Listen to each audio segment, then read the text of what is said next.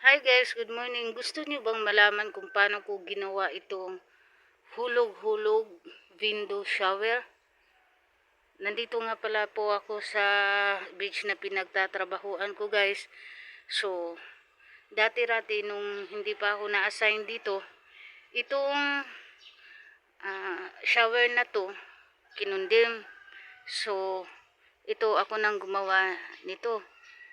Ginawan ko ng paraan guys para magkaroon ng income yung beach resort dito kasi dati-rati may nagre-renta dito na kung yung cottage 500 pesos lang pero yung mga tao mahigit 50 person silang naliligo. So yung tubig dito is nakakonect po sa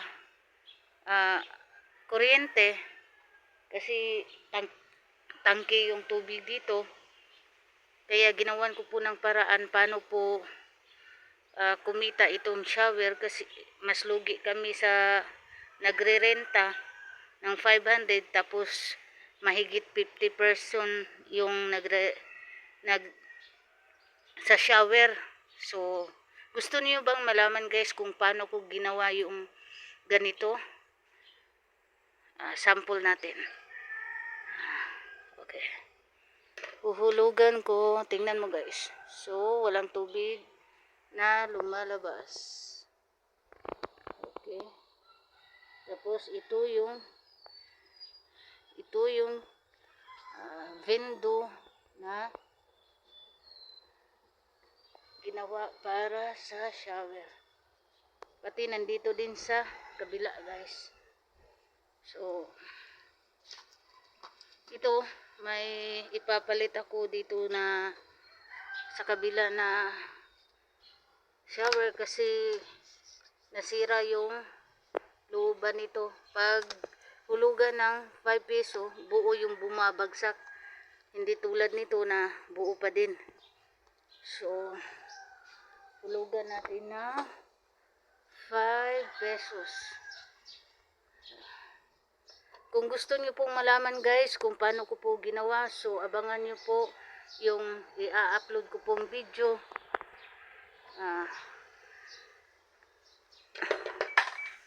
Okay. So, umaandar na po. Dito tayo sa kabila. Dito, ang lalabas dito na na tubig is buo kasi sira yung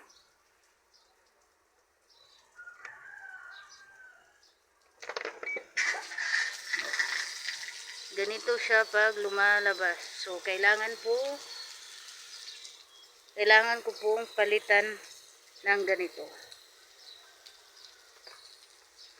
Kung may nagre-renta dito na mga cottages, so kusa po silang huhulog dito sa coin slot na to para po makaligo sila. So, tumigil na. Dito tayo sa so, ganyan po yung paglabas ng tubig kasi sira po.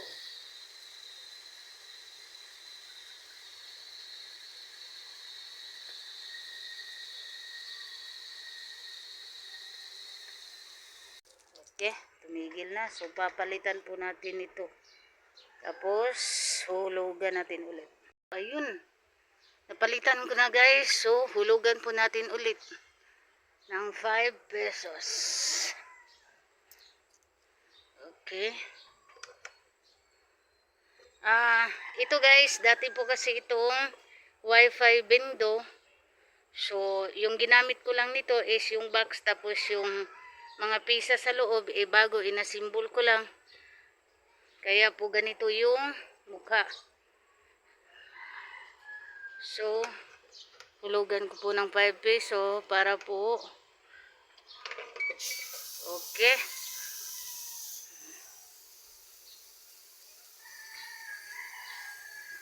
So, dito tayo sa kabila. So, naikabit. Pinalitan ko na rin yung isa. Hulugan din natin ng 5 peso. Okay. So,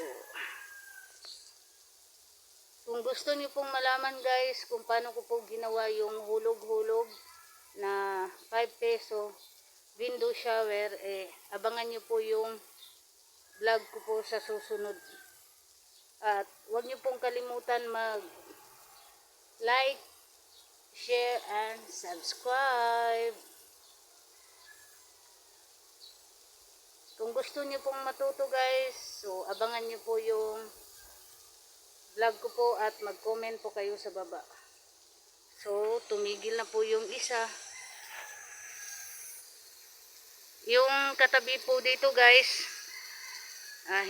hindi ko pa po ginawa yung katabi doon sa kabila kasi yan po yung iba-vlog ko po kung paano ko po ito ginawa, kung paano ko po kinonek.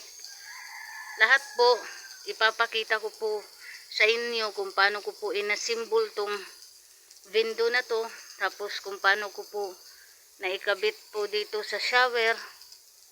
So, abangan nyo po guys sa next video ko po.